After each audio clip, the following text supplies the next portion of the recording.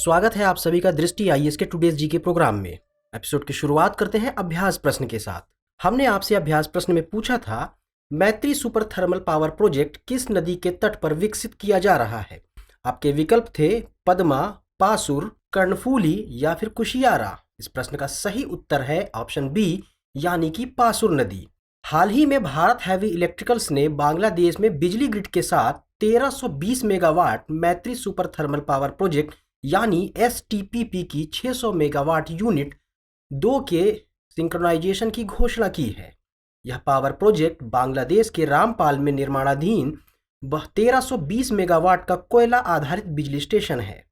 इसे सुंदरबन से लगभग 14 किलोमीटर दूर पासुर नदी के तट पर 1834 एकड़ की साइट पर विकसित किया जा रहा है। इसका विकास Bangladesh India friendship power company limited यानी BIFPCL द्वारा किया जा रहा है।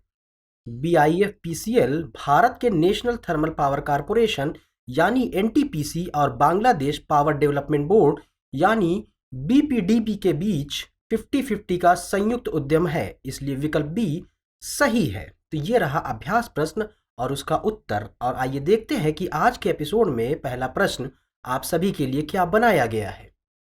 भारत के किस राज्य या केंद्र शासित प्रदेश में सबसे बड़ा मैंग्रोव आवरण है। आपके विकल्प हैं पश्चिम बंगाल, केरल, पुदुचेरी या फिर ओडिशा। प्रश्न का सही उत्तर है ऑप्शन ए, यानी कि पश्चिम बंगाल। दरअसल हाल ही में पश्चिम बंगाल ने राज्य में मैंग्रोव सेल की स्थापना की घोषणा की है। बता दें कि मैंग्रोव एक छोटा पेड़ या झाड़ी है जो समुद्र तट के किनारे उगती है। मैंग्रोव वन समुद्र तट को स्थिर करते हैं और तूफानी लहरों, धाराओं, लहरों या ज्वार से होने वाले कटाव को कम करते हैं। मैंग्रोव की जटिल जड़ प्रणाली भी इन वनों को मछलियों और वन्य जीवों के लिए आकर्षक बनाती है। पश्चिम बंगाल में भारत का 42.45% मैंग्रोव कवर है। इसके बाद गुजरात में 23.66% और अंडमान निकोबार द्वीप समूह में 12.39% मैंग्रोव कवर है। गुजरात में मैंग्रोव आवरण में अधिकतम 37 वर्ग किलोमीटर की वृद्धि देखी गई है। पश्चिम बंगाल का दक्षिण 24 परगना जिला देश का 41.85% मैंग्रोव क्षेत्र है। दक्षिण 24 परगना में सुंदरबन राष्ट्रीय उद्यान है जो दुनिया के सबसे बड़े मैंग्रोव वनों में से एक है। अगला प्रश्न है, लौह अयस्क से निकाली गई इस सामग्री के नैनोफ्लेक्स उच्च लेजर तीव्रता को झेलने और ढाल के रूप में कार्य करने में सक्षम पाए गए हैं। उपर्युक्त कथन में किसके बारे में बात की गई है। विकल्प है वैनेडियम, लिमोनाइट, साइडराइट या फिर हेमेटीन। प्रश्न का सही उत्तर है ऑप्शन डी, यानी हेमेटीन। हाल ही में वैज्ञानिक एक नवीन 2D सामग्री हेमेटीन का उपयोग करके एक नया और अत्यधिक कुशल ऑप्टिकल लिमिटर लेकर आए हैं। यह शोध रमन रिसर्च इंस्टीट्यूट बेंगलोर के अल्ट्रा फास्ट और नॉन लाइनर ऑप्टिक्स लैब के सहयोग से सनातन धर्म कॉलेज अलप्पुझा के भौतिकी विभाग के मीजो समूह द्वारा किया गया है। हेमेटीन के नैनोफ्लेक्स को उच्च लेजर तीव्रता को झेलने और ढाल के रूप में कार्य करने में सक्षम पाया गया है। अब इसका उपयोग ऑप्टिकल लिमिटर्स नामक उपकरण बनाने के लिए किया जा सकता है जो संवेदनशील ऑप्टिकल उपकरणों को प्रकाश प्रेरित क्षति से बचाता है, इसलिए विकल्प डी सही है। अगला सवाल है, गल्फ स्ट्रीम के संबंध में निम्नलिखित कथनों पर विचार कीजिए। इसका उद्गम कैलिफोर्निया की खाड़ी से होता है। यह उष्ण कटिबंध से उच्च अक्षांशों तक गर्म पानी ले जाती है। उपर्युक्त में से कौन सा या कौन से कथन सही है या सही है। केवल एक, केवल दो, एक और दो दोनों, ना तो एक और ना ही दो। प्रश्न का सही उत्तर है ऑप्शन बी, यानी केवल दो। हाल ही में कोपेनहेगन विश्वविद्यालय के प्रोफेसर पीटर डिटलेवसन के नेतृत्व में हुए एक अध्ययन में बताया गया है कि गल्फ स्ट्रीम प्रणाली 2025 तक ध्वस्त हो सकती है। बता दें कि गल्फ स्ट्रीम एक तेज और गर्म समुद्री धारा है। यह धारा उत्तरी अमेरिका के पूर्वी तट के साथ बहती है और यूरोप की ओर अटलांटिक महासागर को पार करती है। इसकी उत्पत्ति मैक्सिको की खाड़ी से होती है और यह मुख्य रूप से कैरेबियन सागर एवं मैक्सिको की खाड़ी के गर्म पानी के अभिसरण से बनती है, इसलिए कथन एक सही नहीं है। यह पश्चिमी उत्तरी अटलांटिक महासागर के पार उत्तर पूर्व की ओर जाने वाले मार्ग का अनुसरण करता है। यह धारा गर्म पानी को उष्णकटिबंध से उच्च अक्षांशों तक ले जाती है, इसलिए कथन 2 सही है। इस प्रकार विकल्प बी सही है। स्क्रब टाइफस रोग किस बैक्टीरिया के कारण होता है? आपके विकल्प है ओरिएंटिया त्सुतुशुगामुशी, स्ट्रेप्टोकोकस, स्यूडोमोनाटा या फिर स्पाइरोचेटोटा। प्रश्न का सही उत्तर है ऑप्शन ए यानी ओरिएंटिया त्सुतुशुगामुशी। दरअसल हाल ही में केरल स्वास्थ्य विभाग ने स्क्रब टाइफस के खिलाफ अलर्ट जारी किया है। दरअसल केरल के अलप्पुझा नगर पालिका में इस बीमारी के ताज़ा मामले सामने आए हैं। स्क्रब टाइफस ओरिएंटिया त्सुतुशुगामुशी बैक्टीरिया के कारण होने वाला एक जानलेवा संक्रमण है, इसलिए विकल्प 1 सही है। यह दक्षिण और दक्षिण पूर्व एशिया में एक प्रमुख सार्वजनिक स्वास्थ्य खतरा है। यह संक्रमित चिगर्स यानी लार्वा माइट्स के काटने से लोगों में फैलता है। इसके सबसे आम लक्षणों में बुखार, सिरदर्द, शरीर में दर्द और कभी-कभी लाल दाने भी शामिल होते हैं। इस बीमारी के लिए कोई टीका उपलब्ध नहीं है। अगला सवाल है समुद्री घास के संबंध में निम्नलिखित कथनों पर विचार कीजिए। यह एक फूल वाला पौधा है जो उथले समुद्री पानी में उगता है। भारत में यह मुख्य रूप से तमिलनाडु में पाक जलडमरू मध्य और मन्नार की खाड़ी में उगता है। उपर्युक्त में से कौन सा या कौन से कथन सही है या सही है? केवल एक, केवल दो, एक और दो दोनों, ना तो एक और ना ही दो। प्रश्न का सही उत्तर है ऑप्शन सी यानी कि एक और दो दोनों। हाल ही में नागरिक गोताखोरों ने जलवायु परिवर्तन से लड़ने के लिए बाल्टिक सागर में कील के तट यानी उत्तरी जर्मनी पर समुद्री घास को बहाल करने में मदद की।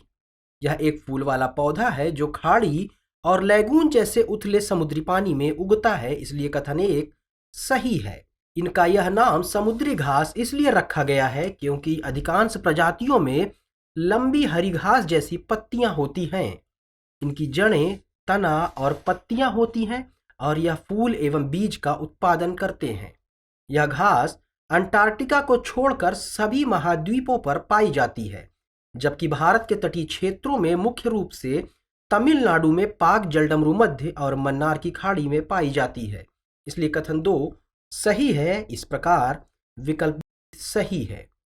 अगला सवाल है रियो ग्रांडे नदी किस देश से होकर बहती है? आपके ऑप्शंस है दक्षिण अफ्रीका, ब्राजील, वेनेजुएला या संयुक्त राज्य अमेरिका। प्रश्न का सही उत्तर है ऑप्शन डी यानी संयुक्त राज्य अमेरिका। दरअसल हाल ही में बिडेन प्रशासन ने अमेरिका मैक्सिको सीमा पर प्रवासियों को रोकने के लिए रियो ग्रांडे नदी में राज्य द्वारा स्थापित फ्लोटिंग बैरियर को लेकर टेक्सास पर मुकदमा दायर किया है। बता दें 3051 किलोमीटर तक फैली रियो ग्रांडे नदी संयुक्त राज्य अमेरिका और मैक्सिको के बीच एक प्राकृतिक सीमा के रूप में कार्य करती है। यह नदी दक्षिण पश्चिमी कोलोराडो के सुआन जॉन पर्वत से निकलती है। यह उत्तरी अमेरिका की 5वीं और दुनिया की 20वीं सबसे लंबी नदी है। इस नदी की प्रमुख सहायक नदियां संयुक्त राज्य अमेरिका में पेकोस, डेविल्स, शामा और पुएर्को, जबकि मैक्सिको में कोंचोस, सलाडो और सैन जुआन है, इसलिए विकल्प डी सही है। निम्नलिखित में से कौन प्रकृति के बदले ऋण स्वैप का सबसे अच्छा वर्णन करता है? ऑप्शंस है प्राकृतिक संसाधनों के बदले अपने ऋणों के आदान प्रदान हेतु दो देशों के बीच एक वित्तीय व्यवस्था, एक व्यापार सौदा जिसमें किसी देश के ऋण को पर्यावरणीय संपत्तियों द्वारा समर्थित क्रिप्टो करेंसी में परिवर्तित किया जाता है, एक कार्यक्रम जहां विकसित देश संरक्षण प्रयासों के बदले विकासशील देशों को ऋण राहत प्रदान करते हैं, सतत विकास परियोजनाओं के लिए अंतर्राष्ट्रीय संगठनों और स्वदेशी समुदायों के बीच एक ऋण समझौता। प्रश्न का सही उत्तर है ऑप्शन सी। दरअसल हाल ही में गैबोन ने अफ्रीका का पहला ऋण प्रकृति स्वैप लॉन्च किया। प्रकृति के बदले ऋण स्वैप सरकारी ऋण का कम से कम $450 मिलियन खरीदने और इसे पर्यावरण अनुकूल ब्लू बॉन्ड में बदलने की योजना के साथ लॉन्च हुआ है। यह स्वैप एक ऐसा तंत्र है जिसका उद्देश्य ऋण कटौती को संरक्षण प्रयासों से जोड़कर पारिस्थितिकी और वित्तीय दोनों चुनौतियों का समाधान करना है। इस अदला बदली में एक विकसित देश या अंतर्राष्ट्रीय संगठन किसी विकासशील देश पर बकाया ऋण के एक हिस्से को रद्द करने या कम करने के लिए सहमत होता है, जबकि ऋण राहत के बदले में विकासशील देश पर्यावरण संरक्षण और संरक्षण पहल में निवेश करने के लिए प्रतिबद्ध होता है। ऋण कटौती से मुक्त किए गए धन को संरक्षण परियोजनाओं में लगाया जाता है, जैसे कि जंगलों को संरक्षित करना, वन्यजीव आवासों की रक्षा करना, सतत कृषि को बढ़ावा देना या पर्यावरण अनुकूल प्रथाओं को लागू करना आदि। इसलिए विकल्प सी सही है। अगला सवाल है, पीएम स्वनिधि योजना किस मंत्रालय की एक पहल है?